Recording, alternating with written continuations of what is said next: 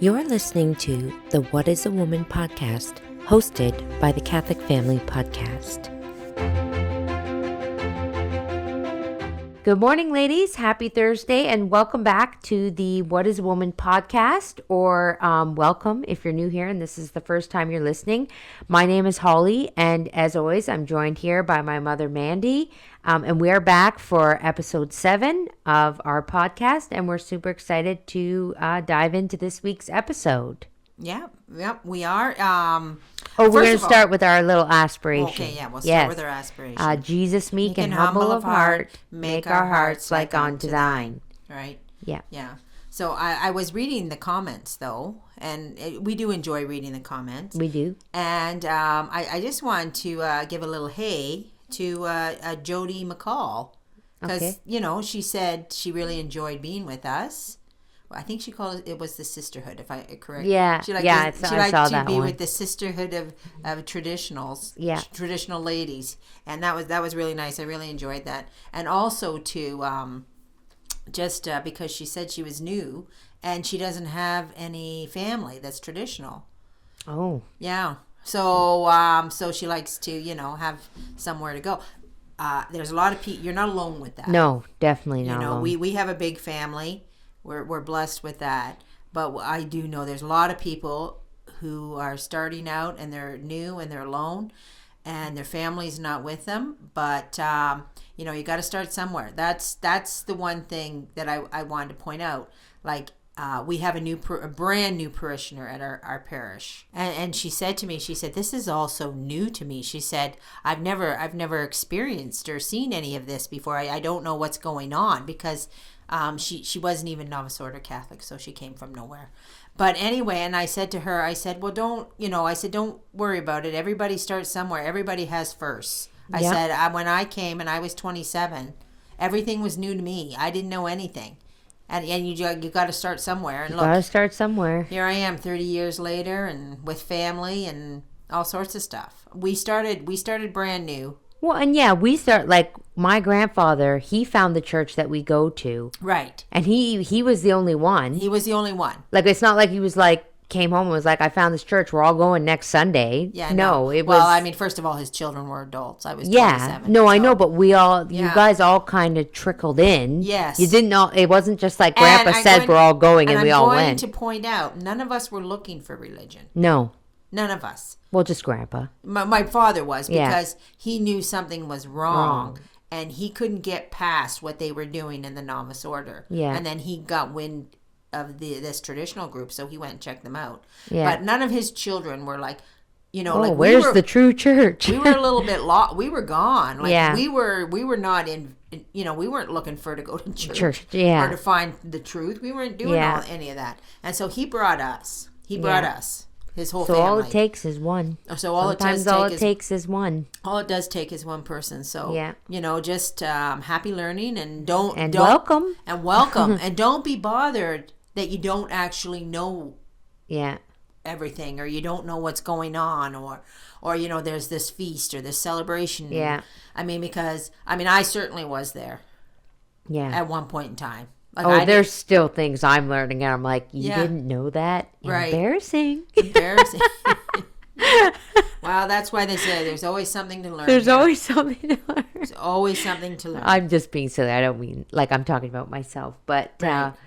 And we just love seeing your comments. I love seeing the comments when women are like, they feel like they're in our living room. Yeah. You know, and I wish we could all be in a big room together, hanging out, having tea and talking. But also too, for years we were very isolated. Yeah. So we didn't have traditional Catholics to hang around with. Well, and you didn't have all this. You didn't have the internet the way it is now. Not the way it is now, no. So you couldn't, there was, letter mail. Yeah. So. Well, you did. You guys had some. We had pen pals and stuff, but we would try to find traditional Catholics here and there. And it was fun to have pen pals and all that. But and you go to girls' camp. Yeah, girls' camp. Yeah, and stuff. So I know there's been a comments out there that go, I remember Mandy from girls' camp. Yeah. So hi there, Lisa. I remember you too. Yeah, we never forget. We never forget. So anyway, So I guess we're on to chapter 4 in the book, and chapter 4 is all about how the mission of women may be fulfilled. Right. I think that's what the chapter is called, right? Yes, it's how called the mission of women may be fulfilled. Of women may be fulfilled. Yeah. Because I think when we left off on chapter 3, it was. Oh, maybe, and also I should just mention we did put in because we recorded last week's episode before we launched the books on the website. Right. So we did actually, we didn't get a chance to talk about it during the podcast. I just put a little clip at the end. But thank you to everyone who ordered a copy of the book. We are getting those printed and out to you as fast as we can. But I did want to mention, though, that we just kind of threw that that website really fast, because it was a website we had previously. Yeah. But if you are interested in that website, we are going to be filling it with good, wholesome Catholic traditional resources for people. Yeah. Printables and stuff like that. We have a lot of stuff we want to do and add to it. So when you're on the website, make sure you subscribe to the newsletter at the bottom. If you scroll all the way down to the bottom, you can have a subscribe. newsletter. You can subscribe. I do. See, okay. Oh, that's news to me. I do all the techie stuff, so She my does all mom the doesn't techie know. I So just throw who's this. writing this newsletter? You? Well, I guess so. But no, I just mean because we'll use the newsletter when we want to say, okay, this is something new. Oh, okay. And then you just send out a quick email blast. So what it is an email blast. It's not a newsletter per se. Okay. I think that's just what it says on the website. Sign up for our newsletter. But I just meant if you want to stay in the know, you can go, and we'll put the link in the description on this video. So I did just want to mention that that's there. And I wanted to mention too, well, before we get into the book, I forgot. Thank you for the beautiful birthday wishes. That was a secret. That was a surprise. I would turn the podcast on to listen to it. I really wasn't paying that much attention because I was washing the dishes. Yeah. And I was like, what'd she say? What did she just say? I don't remember that. And speaking of birthday surprises, then I should give a shout out. It was just your birthday. Yeah, yesterday it was my birthday. On Tuesday. Oh, Tuesday, yes. Because this is the problem when you pre-record these things. Yeah. It's not actually Thursday for us. We're doing this on Wednesday. Don't tell anybody. Well, I know, but how can you post it at 8 a.m. on Thursday, right? You can't. So anyway. Everything's pre-recorded. This is not live. So, So it was my birthday. Yes, on the Feast of St. Lucy. St. Lucy, yes. St. Lucy, birthday, very Holly. special patron saint for me. That's right. So anyways, now that we've got that little bit of housekeeping out of the way. Yeah, we fixed her all up. Let's get into the book, chapter 4. Right. So I guess last week we left off on the chapter was a little bit of a mic drop. Yeah, it was a mic drop. It was a little bit of a gloom and doom. It was like, okay, world's doomed. Everybody's doomed. You're all doomed. Forget it. But the end of the chapter ended off with the world is not regulated by miracles. So that was the very last line. The very last line of the chapter. Okay. Which, I don't know about everybody else out there, but I mean, we tend to think it's regulated by miracles. Because, I mean, that's... Well, because I feel like everybody's waiting for their miracle. Waiting for your miracle. And you're praying for it. And I don't mean praying for it. I'm not talking like a big miracle, like, apparitions or anything. I'm even just talking about conversions of family members. Or, everybody's... Issues and, yeah. Yeah, everybody's waiting for that. Everybody has that... hope in that. Yeah. I mean, and that the hope is a good thing. Like, the hope is a good thing. Well, that's what chapter 4 is about. Okay, well, great. Because a little more up my alley. I'm not so much into the doom and gloom as my mom is. Chapter 3 was all about, it was all about the sad state of affairs. Yeah. A prophecy of, and, I mean, really, we've all known this because it's in the Bible. Yeah. It's in the Bible that what's coming happens. It's in the Bible that there's an apostasy. It's in the Bible, all this. Everything's in, it was in... I know that the doom and gloom and that it's prevalent and it's very important to know, but I have to say I am all about the hope. Everybody is. I love the hope and I love the, Uh-huh. So maybe chapter 4 will be my favorite chapter. And rightfully so, because chapter 4 explains to us, even though if we were lived in a world of pure divine providence, like pure. Yeah. You sin, you you cause evil and God corrects it through divine because providence. that's actually like that's the science of it, and that's what we deserve. Right. Right? That's what we deserve. Every sin has to be corrected. Yeah. You know, it produces the evil. It has to be corrected because God is all just. But then, you know, God likes to do his own little but there, you know. How about God's grace? Yeah. Right? You know, Yeah. who can fight this? Yeah. Who can fight this evil? Right? Right. And actually this whole entire book is about women fighting the evil. Yeah. Right? That's what the lofty mission is. That's what it is, right?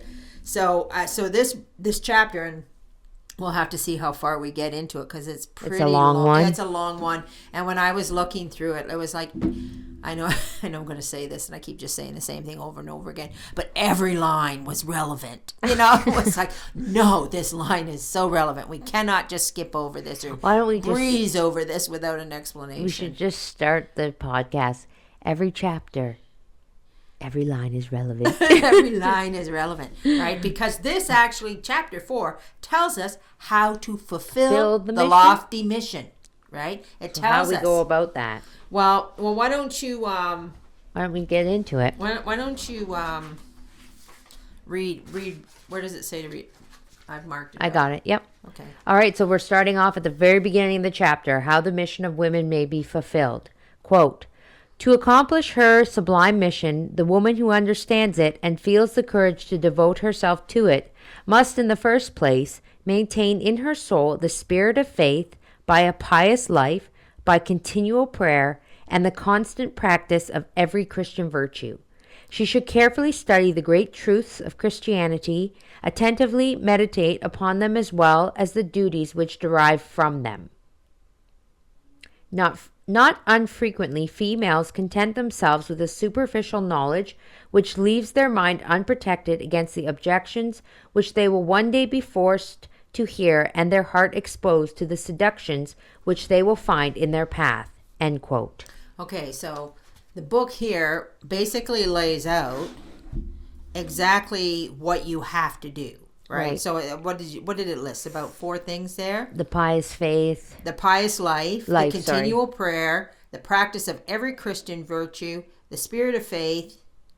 Is that and the great truths of Christianity, right? Yeah. So there's 5. That's the 5 things right there that the woman has to practice, right? Right. So she always has to have the spirit of faith.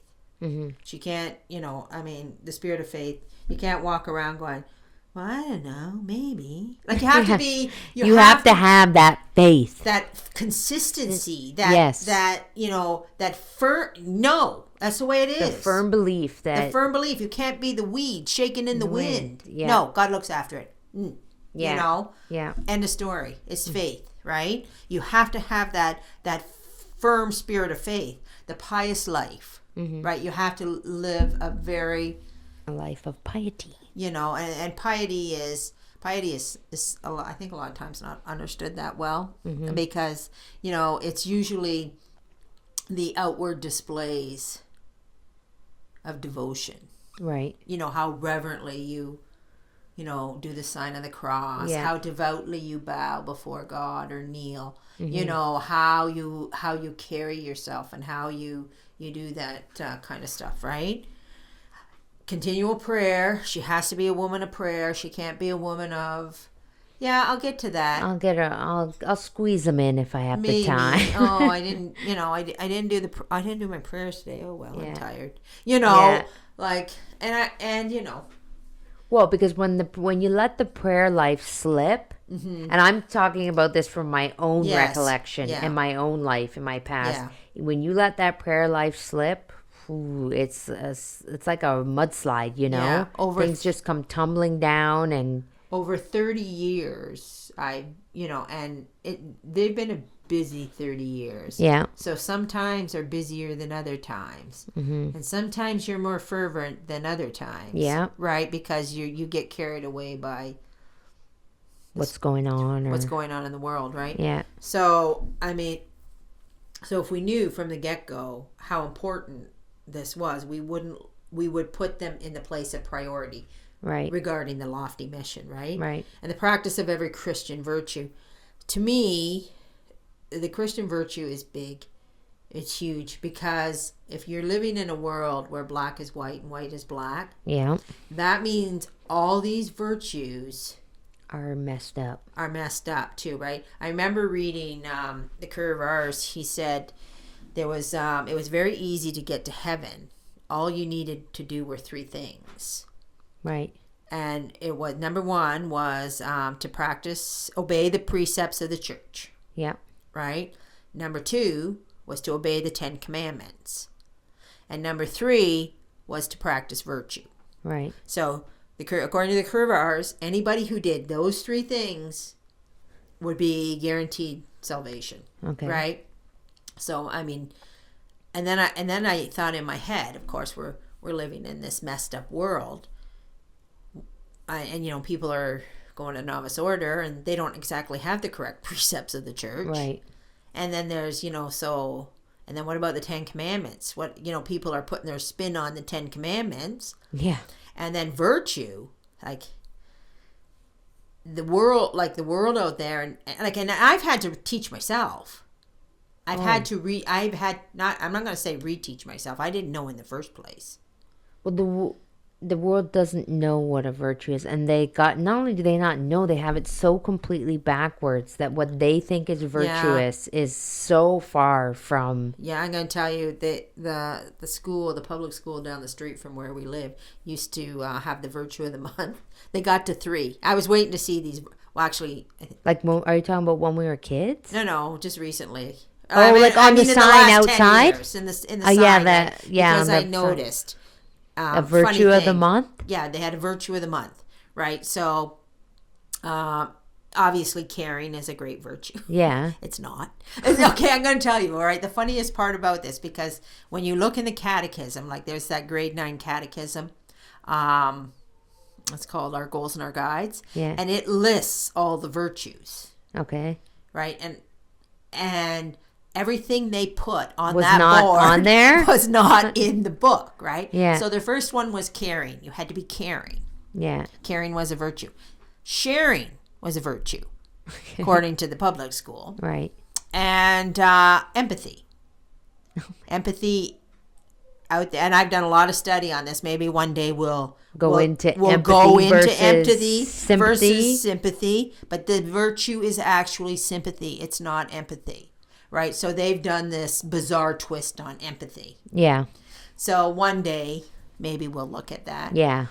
It's a little bit too long and involved to go in, but I'm going to tell you, empathy is not in the book. You don't send an empathy card, you send a sympathy card. And of course, it kind of like when I was watching the school do this, that's when I went to the book and I said, "Oh, caring's not in the book." I mean, caring and sharing, they're all great things. Those are great things. They're part of other virtues, perhaps. Yeah. But and in fact, sharing, and I've read many articles on it, has its own list of problems. Because it creates a bit of narcissism. Oh, okay. Because, the way they portray it, right? So you got 2 kids in a schoolyard, and one kid has a toy, and the other kid comes up and says, "I want your toy. You have to give it to me because you have to share." Right. Right? Well, that's the way they look at that. Yeah. Right? So then they they scream, "He's not sharing!" And then the teacher, the parent, or whoever comes over and says, "You need to share. You share. need to share that. You need to give it to her. You need to give it." Right? Yeah.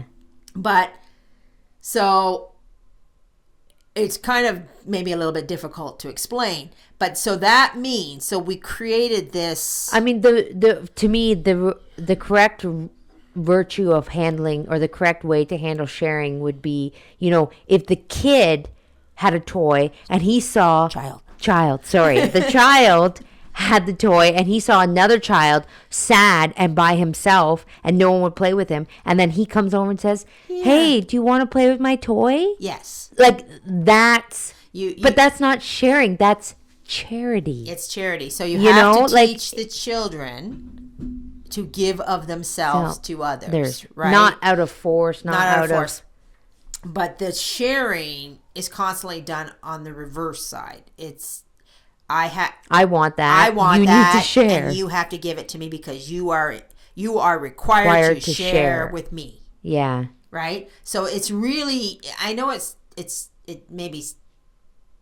I don't know. Do you think I sound clear on this? Because it's a weird thing. It's the way the modern new age people come about it. Right. They're not, well, because when you think about it, if you're allowing one party, Yes. right, to not be charitable. Right. Right? Like like the scenario that I presented with the two kids, one off by himself, no one's playing with him, and the other kid sees that out of the charity in his own heart, goes over to him and is kind. and is kind, and then both parties, you have to be kind, are getting something from it, like right. they're both, but if one kid just comes up to another kid and is like, you're required to share with me, and then they scream, and then you're allowing that kid to be child I'm trying to be uncharitable. You're allowing that to be all focused on only themselves.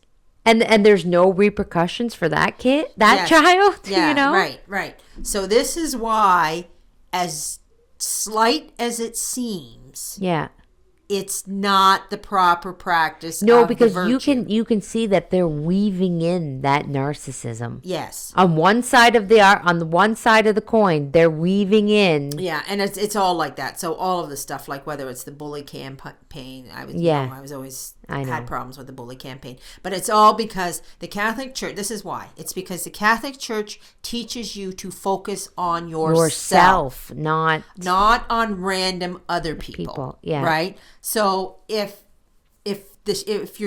two kids are standing here and they're fighting over a toy, you have that toy and you have to give it to me. You have to share. Yeah. They're not personally. You're not focusing on yourself. Focusing on themselves. If you were focused on yourself, that child would be like, okay, well, I'm going to step back and step away. This isn't. I'm not being very good right now. I'm not being good right now. Right. And so this is why that is all messed up. This is why that's all messed up. Yeah. No, I get it. The sharing is messed up. The way they come at it is backwards. Mm-hmm. Yes, you should teach your child to be kind and share and don't hog everything to yourself. Yeah. Like, if you see your kid and they've got, I got all the Smarties, you don't get any. No, you're here. People, you got to learn to share. You got to learn to be generous. Pass out the Smarties. You have to learn to be generous. Yeah. And that's right.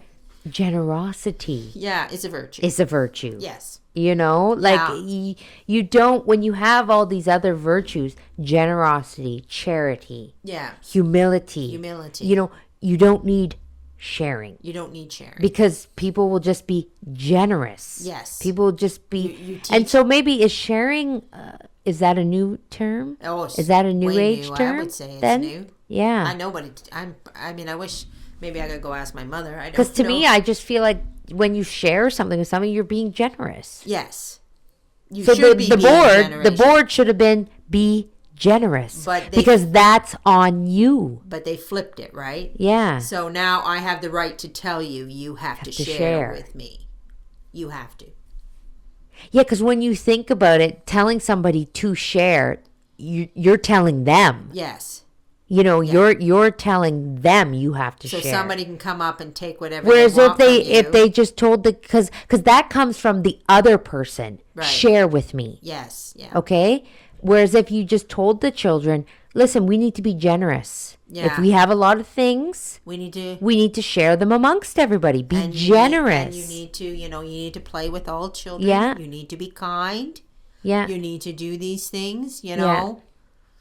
And that's... so this is the thing about this here. If we get back to our book, that we have to practice every Christian virtue. That means we have to make sure we make every effort to find out what those virtues are. Those virtues actually and make sure we're practicing them the correct way. Practicing them then correctly. Yeah. Right. And again, she needs to study the truths of Christianity attentively. Yeah. Right. She needs to know them well. So if Well, because how can you can't put them into practice if you don't know if you them. don't know them, you can't, Yeah. you can't do anything, right?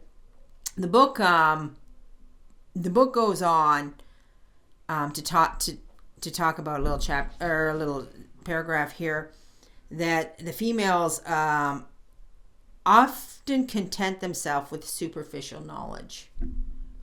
Right? Like Jordan Peterson, I had a personality quiz. Yes. Right? I And took it. Yeah, and there was I'd like to take it again. that one, what was it? Intellect. Intellect, yeah. Was it? It's called intellect. I think so, yeah. Right? I think it's intellect. So how high or low you score on the intellect. And it doesn't mean that you're smart or dumb. Like if you scored high, that doesn't mean you're smart. Right. And if you score low, that doesn't mean you're stupid. What it means is how interested you are in intellectual things. Mm-hmm. Right? And religion is very, very clearly an I've lost the word just like that. Intellectual thing. Yeah. Right? So you and if you're going to be on the lofty mission, and I know I've trained my mind to be intellectual. Yeah. I think you've trained your mind. Oh yeah, there are things that I listen to. Even something simple as listening to a sermon online. Yeah. You know, I'm going to say even 2 years ago, okay, I would have been like, yeah, no, I don't want to listen. That's boring. I can't, and I hate saying that. I hate saying that that I even thought that way, because I have learned so much from listening to sermons. But it's like I had to train myself. You have to train I had to force myself to be like, no, you need to hear these things. You need to listen to these things. You need to pay attention. So you need to be intellectual. It said that the women more often than not are they don't care. Superficial. They're looking at beauty magazines or fashion magazines, or even like home decor. How your house looks, how your house, that I'll admit that's a big problem. Well, it still is a problem for me. I love, decorating my house, and I was more interested in those things, and I had to be like, no, you got to learn more than just how to decorate your house, like, right. These are very superficial things. They're not important. They're not important. Right. Right. And so they have to, so often the woman leaves her mind unprotected. Right? Because if you don't have the knowledge, your mind is basically unprotected. Yeah, yeah. And I remember being in high school, and I was such a flake, honestly. Every time I think back to it, I'm just like, I had a friend who was a huge feminist. Yeah. And she was really into animal rights activism, and I had a leather coat with this fox fur collar. I know, and she was like, she gave it to me over that, and then I started to think, she'd go on and on about all these rights and these, and I'd be just there nodding my head like an idiot, because I didn't have, I never got into it with her like that, but I went right along with her. Yeah. Just because she was so passionate about it. She was so passionate about it. I had nothing to back it up. There was nothing swimming around in my head. Yeah. Like nothing like that, right?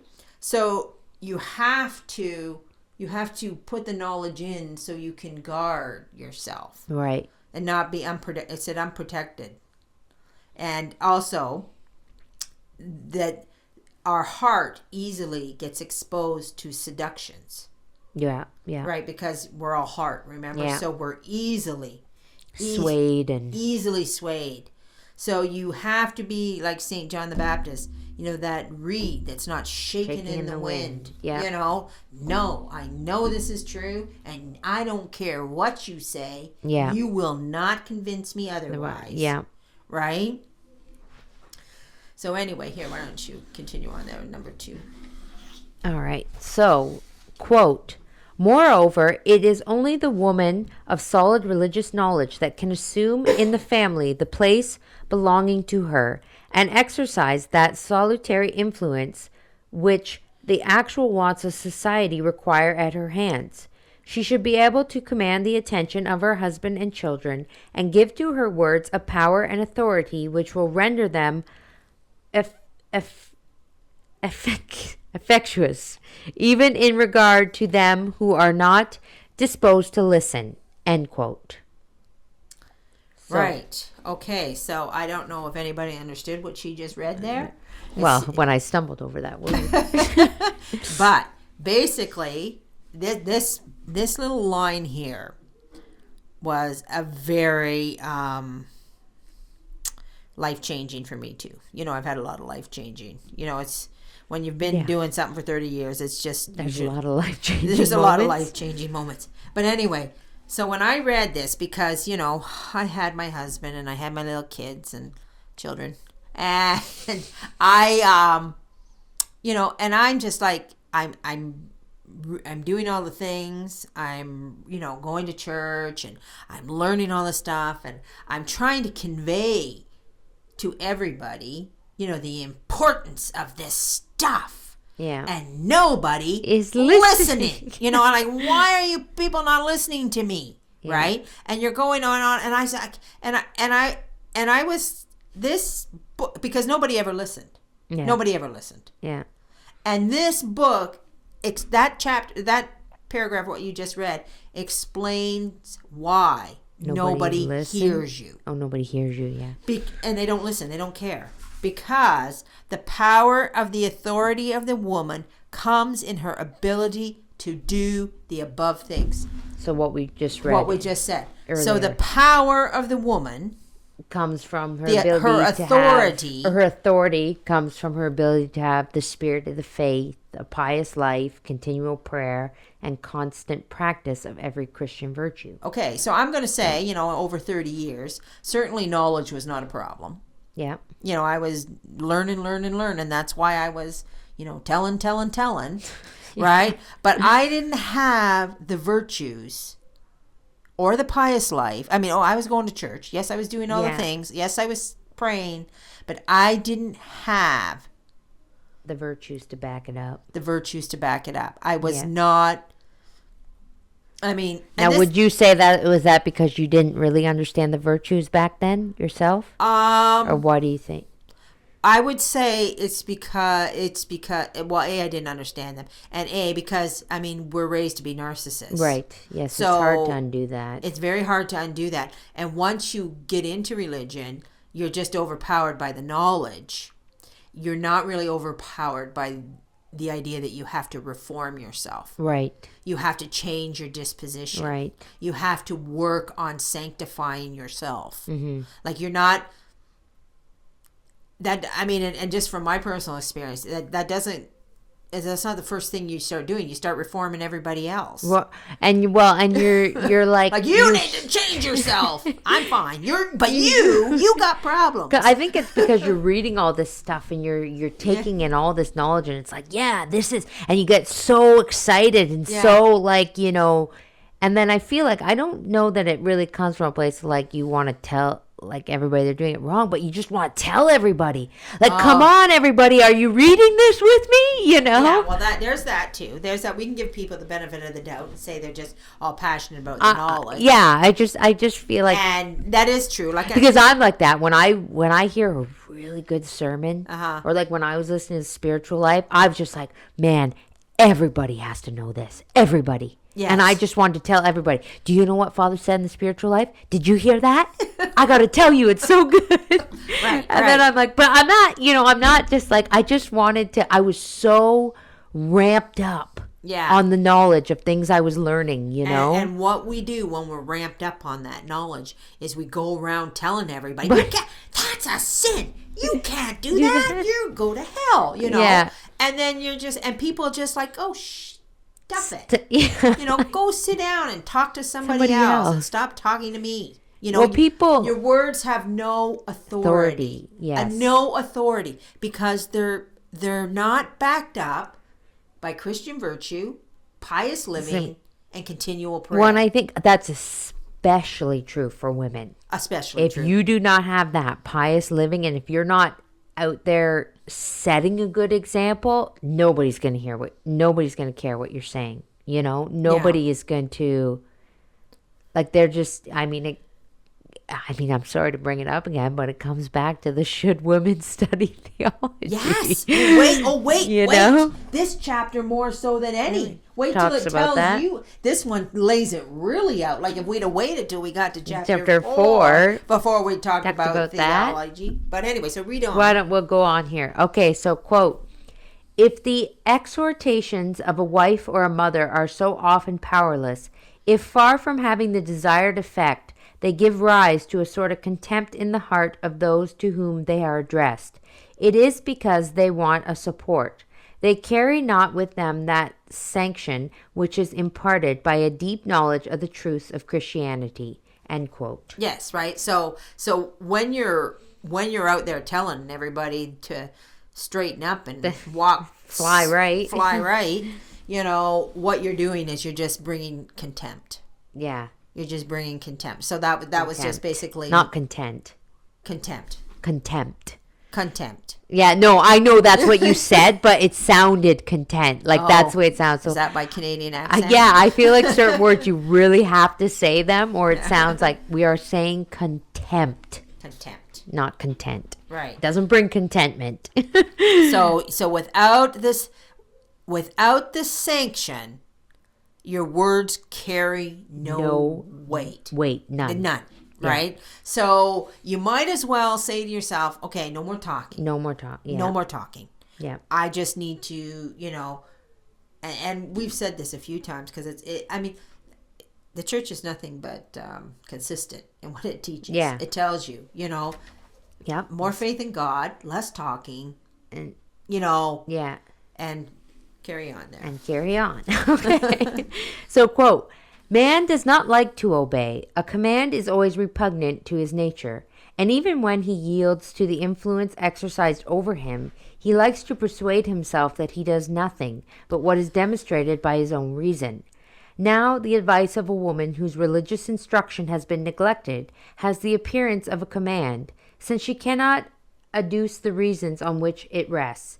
This solid instruction is the more necessary to women, as men, generally believing themselves far superior to them and having a low idea of their intellect, distrust their teaching and receive it, if not with contempt, at least with an indifference which looks very much like it and which has the same practical result. End quote. Right. So, basically, again, just saying what we just said. But that... So especially that women have to understand this, that because the men aren't going to listen to you, right? No. So when you're with your husband, he doesn't want to be scolded by you. Well, he thinks you are way inferior to him. Right. That's what it said. The men think that women do lack the knowledge, and that they lack the intellect. Well, and I think that's why the book is telling us that over and over and over again, not in these exact words, maybe, but that the woman must show her, must take charge by her example. Yes. By her example, by what she does, not with her mouth. Not with her mouth. But by living a good, holy, pious life and showing sanctity. Yes. Right? Yes. And in order to show that, you actually have to say, I have to find out how to get this. I have to find out how to be holy. I have to find out how because to be I'm holy. Not going to show, I can't commands at my husband. And, you can get away with it a little bit with your children, but not even really. But not even, yeah. They don't respond. They don't respond. The children don't respond to barking commands. And yes, they don't. And I know that because I have a teenager now. And I'm learning that. And I'm learning it the hard way. Like, we have moments that I'm like, man, I have to come at this from another angle because she's not retaining anything I'm saying. You know, she doesn't care. She's not listening. Right. She doesn't want me barking at her. And I don't want to bark at her either. Like, it's not pleasant, you know? And so basically it's telling you to let God do the work. Yeah. Right? And that's basically how God's grace flows. So if the more holy you become, the more goodness you're actually putting into the world. So if we had, if the world was regulated, and I'm not exactly correct when I say regulated by sin. Sin is the cause. The regulation is divine providence and the evil, right? So if that's what's going on, we have to fight that. Yeah. And you fight that with goodness. So you have to put more goodness into the world. Well, and by you and putting the goodness in, you're allowing God's grace to flow. You're allowing You're not stopping the flow of God's grace in any way. You're contributing. You're contributing, right? So it's almost, so that's kind of how holiness works. And and I don't think you're going to do that by standing on a soapbox. Never. You know, if you expect your little mini-me's to be holy, you have to be holy. You have to be holy. Yeah. Right? Because, and I'm going to tell you, like, I never seen a kid that wasn't a mini-me, a child. That wasn't a mini-me. I've never seen. We really are trying. When we say it, we really want to start saying children, not kids. So we're not laughing. We're just laughing at ourselves. Yeah. We seem incapable. So... Well, we're retraining ourselves. So it might take some time. But, okay, so let me just go on here from the book. Quote, "But a well-instructed and truly superior woman always knows how to occupy in the family and in society the place that belongs to her. And once her superiority is recognized, she can say and do things which not even a man of eminent merit could perhaps do or say. It gives her words and admonitions a peculiar authority which the most prejudiced men cannot resist, because they carry with them a character of mildness and benevolence impressed on everything proceeding from the soul of a woman, whilst the more rigorous and closer demonstrations of man bear an appearance of constraint and violence, which shocks the pride of those whom he addresses." End quote. Yes, shocks the pride. Shocks the pride. Yeah. So basically, if we understand how pride works, right?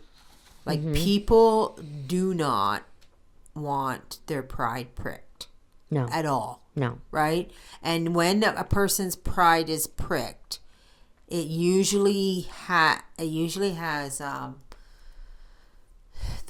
backwards effect than what the person was trying to get across, right? Because everything comes back negative. It doesn't come back I think positive. also when their pride is pricked, they're embarrassed first off. Embarrassed, and when people are embarrassed, they never. Yes. You know, they always usually act in a way that makes it worse, I find. Yes, right? You know, so, and men. I shouldn't say everybody, but most people. No, everybody. You think so? Unless you're a saint. Unless you're a saint. You know. I think if you were a saint and you got embarrassed, I don't think anybody would know. No, they wouldn't. You know, I don't think you would know. I mean, what's that? Oh, there's so many, you know, where the one saint got yelled at by the priest and because I better not even tell the story. Because you don't remember. I don't remember it right, and I'll just mess it up completely. Yeah. But, you know, when the saints are humble, and they go, oh, I'm sorry, my fault. Yeah, yeah. You know, it immediately takes on a different role, you know. Right. And all of a sudden, everybody's like, oh, wait a minute, it's not your fault. You know, whoa, it's okay. You know, okay, maybe we can do this. You know, it's because the mildness and benevolence, which is benevolence is a virtue. Yeah. It's an old word too, and it's not one we use very often in our society, but it means well-meaning and kind. Yeah. Right? So the woman has the mildness and the benevolence to her. She doesn't shock anybody's pride. Mm-hmm. So people are very, very receptive to her. Right. Right? So they will be like, oh, no, that's not a problem. Yeah. You know, like they will do what she says. And I mean, if you can imagine any saint telling you to do something. Yeah. Pick one. Pick any saint you want. Yeah. Oh, you asked me to pick one? Well, I don't know, but what would you do, right? Oh, well, I would do it. You would do it. You would do it immediately. not because, you know, you would be just, it's just the way they are. They're, you know, the way they would come at things. The way they approach things. Their authority would be there. Yeah. You know? And you would just be like, Oh, yes, Yes, right, I'll right. do that. Right, no problem. Yes. Whereas because the vanity is not in their command, Right. right? And so as women, we have to learn this. We have to take this, we have to take the vices out of ourselves and put the virtues in. If we expect to sway a husband, Yeah. if we expect to raise our children Yeah. to be saints, we have to do that. And we need that tender approach. The tender approach, right? You know? Not What's the saying? Older than dirt. You can catch more flies with right. honey than with yes. vinegar. You can catch more flies. I have to remind myself that. I do remind myself that all the time. With honey than vinegar. Be the honey. Don't be the vinegar. Be the honey. Don't be the I said there's a fire. So there's a fire going on in the, at the kitchen table. A fight is a brewing. Don't be the gasoline. Don't be the gas. Yeah. Don't throw the gasoline on that fire. Be the water. Be the water. How can I put this out? Yeah. Yeah. So you got to walk around with your life. How can I be the water? How can I'm the water. I'm putting out the fires. I'm not starting them. I'm not starting or them. not adding more to them. Or not making them bigger. Adding the gasoline. Yeah. Yeah. All right. So, and then we'll just go back to our book here. Quote, must then a woman become familiar with all the controversies that have arisen on the subject of religion in order to be able to refute all the objections by which it may be attacked? This is not our meaning. The religious instruction of a woman need not be so extensive as that of a man, because her nature and her mission are different. It is not the critical view and the logical connection of Christian truths that women ought to study, but they should view religion in its magnificent ensemble and beautiful unity. End quote. All right. So, there you have it. There's the big old theology question, again, right? Yep. Right? Does she need to know her religion? Yes. Inside and out? 100%. Yes. Does she need to study it the way, say, men in a seminary study it? Or we wish all men on the planet would study it? No. No, right? She doesn't need that. She doesn't need that. And I'm going to put it out here. The big reason why she doesn't need that is because she has the heart and the mind. Yeah. Right? Did I miss that? Did it say something in there about her heart? I don't know if you read it. I didn't. Yeah. No, I stopped it right before it goes into that. So do you want me to read that little part? So, quote, this part is understood by the heart as well as by the mind. It excites admiration and enthusiasm still more than it forces conviction. It is directed to that faculty which is the source of noble instincts and generous sentiments. This department of Christian knowledge is neither the least beautiful nor the least important. The mind of woman presents a singular contrast. In practical things, it perceives the details better than the mind of man, but it cannot embrace the whole series of objects so well. Intellectual operations is just the contrary. A woman is not as able as a man to follow a reasoning to its last consequences. She will not perceive like him the flaw of an argument and the defect of a conclusion, because reason and intellect are not the highest qualities of her soul, and she has no more patience in her mind than in her heart and will. End quote. Yes. So reason and intellect are not the high. Was that what it said? Yeah. Reason and intellect are not the highest qualities of her mind. Right? And I'm going to tell you, I had a little back and forth just this week with a really good friend of mine. Really good friend. And it's a man. And it was a religious back and forth. Yeah. And we were talking, and I do enjoy it. It's not that I don't enjoy it. But sometimes I get, we're still going on about this? I get very, and because he's a man, he has to have every last detail. Not detail. I'm not, no, because the woman is the detail, but every last reason. Oh, reason. Kind of like reason and card catalog, you might. Yeah. Whereas the woman is just like, and I put this, like, men will spend hours, years, days, I don't know, going over what is. Yeah. You know, like they need to, their reason needs to dissect that down to the last, Yeah. you know, Yeah. I don't know, syllable. Right. So that they can walk away and they can say, this has truly been dissected. Yeah. And Whereas women we're just are like, I don't know why is, it just is. You know? I know. You know, My, and that's because their heart is connected with the brain. Right. And the heart tells them it is. Yeah. You know? my husband has this quote, and that he always says, and I don't know why he says it, because it seems more like something a woman would be like, but you know, when you're, but maybe because I'm always telling stories, I'm going on and on and on, but, and he just wants you to get to the point, and he says, I don't care how the sausage is made. I just like to eat the sausage, okay?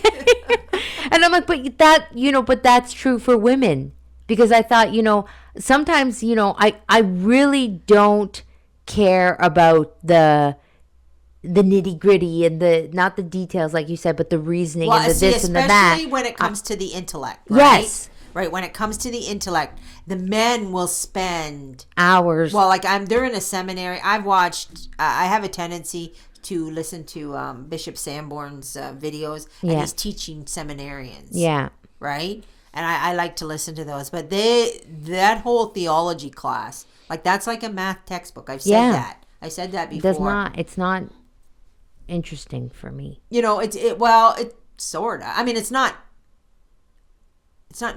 interesting. It's just not, you know, oh my gosh, did you hear? Like, it doesn't fill the heart. No, I know. So it's not interesting for me. I'm telling you. Like, Yeah. I'm just like, I want to hear, you know, I'll pick up a meditation book about the Passion of the Christ.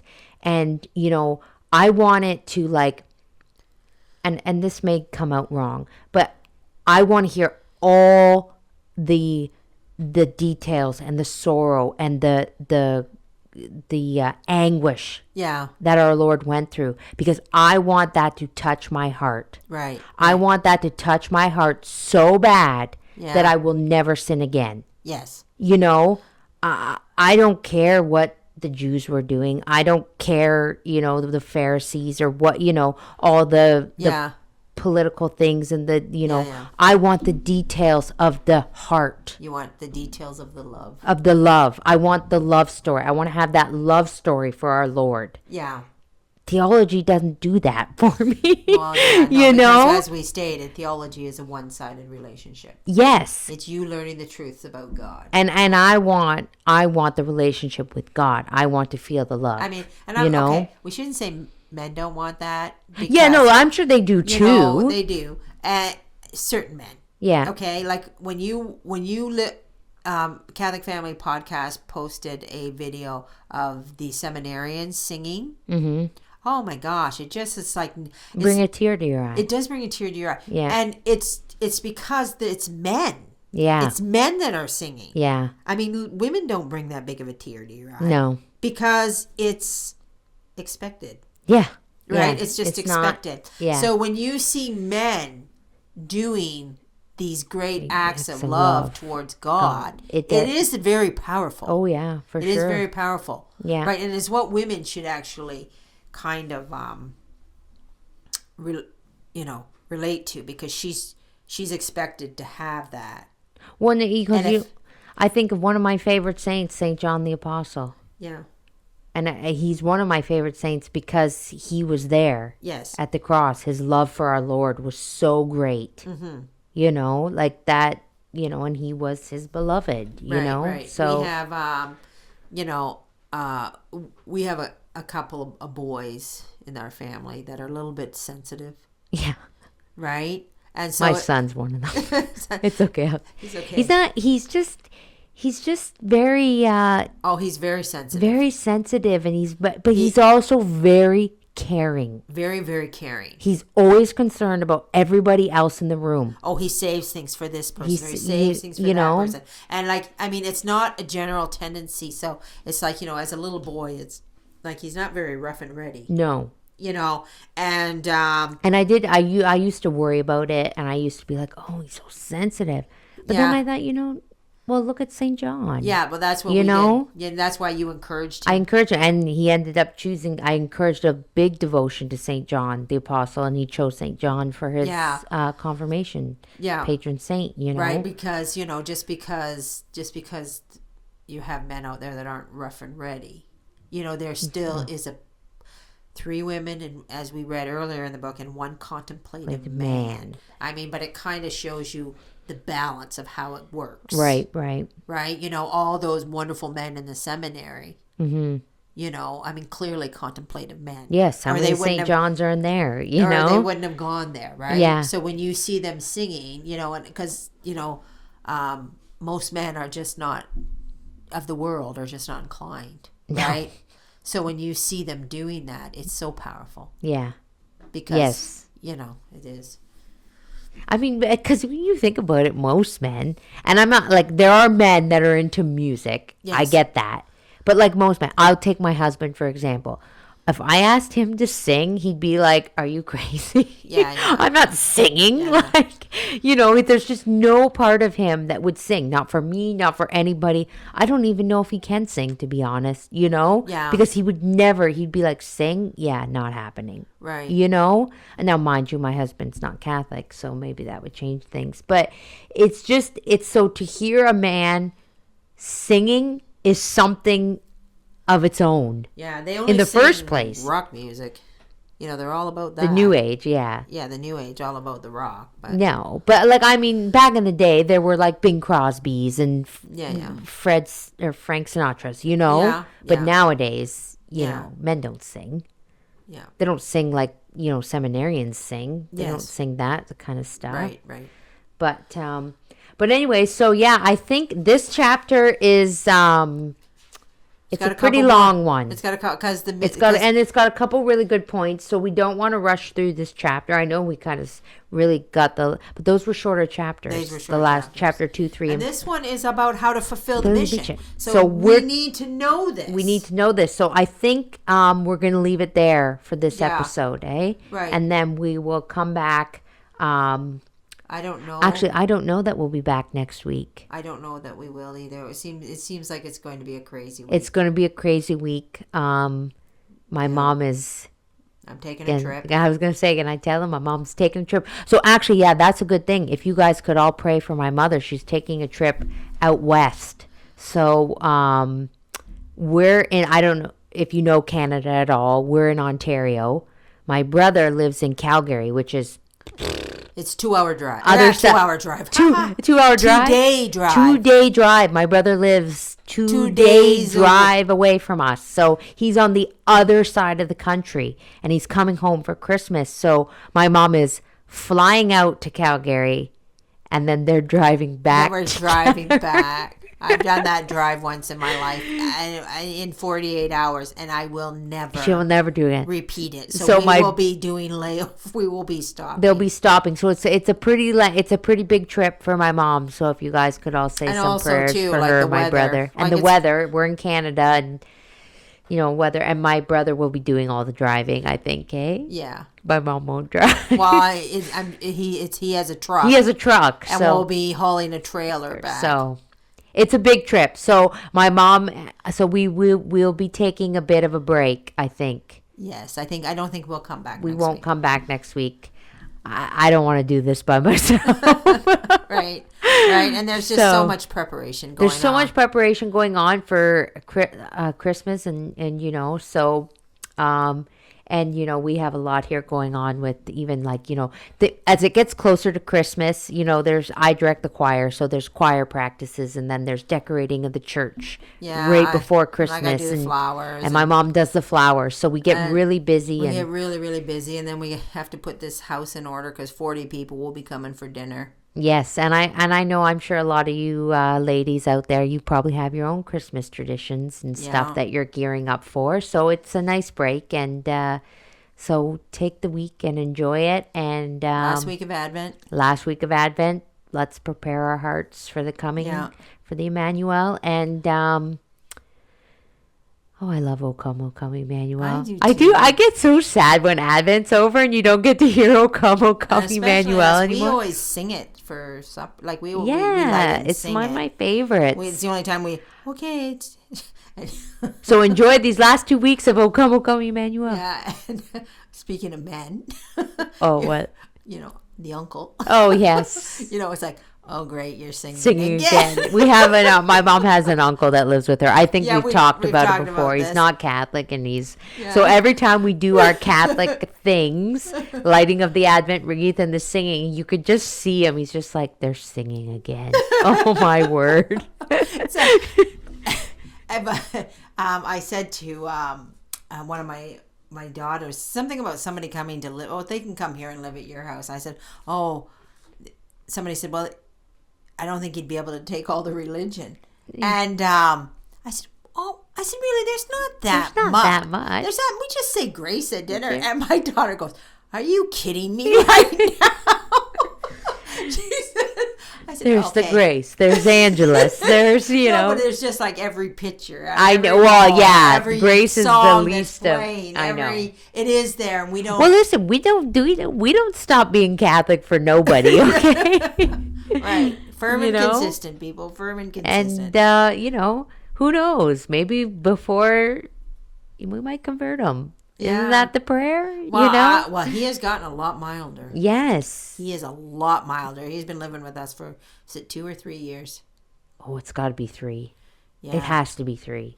right. So, And he is not, and even because he's a firecracker. He yeah, could- yeah, and our last podcast, yeah, the one where you said happy birthday to me. yeah.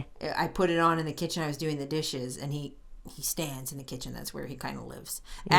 And he listened to every single word. Like, and he was like, And he was actually interested. he was. Yeah. And I was wondering, I was going to ask him, I was say, do you know that's me Me talking? talking? Or- I don't know if he knew or not, but he was really into it. So Well, that's good. I thought That's that was good. surprising.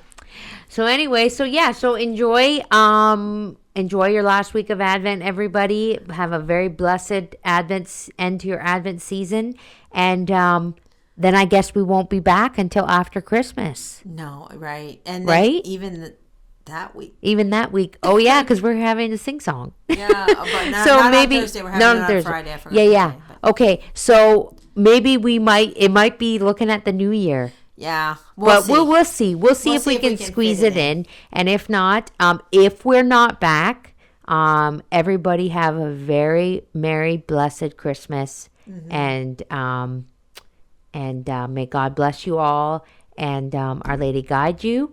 And as always, Saint Teresa, pray for us.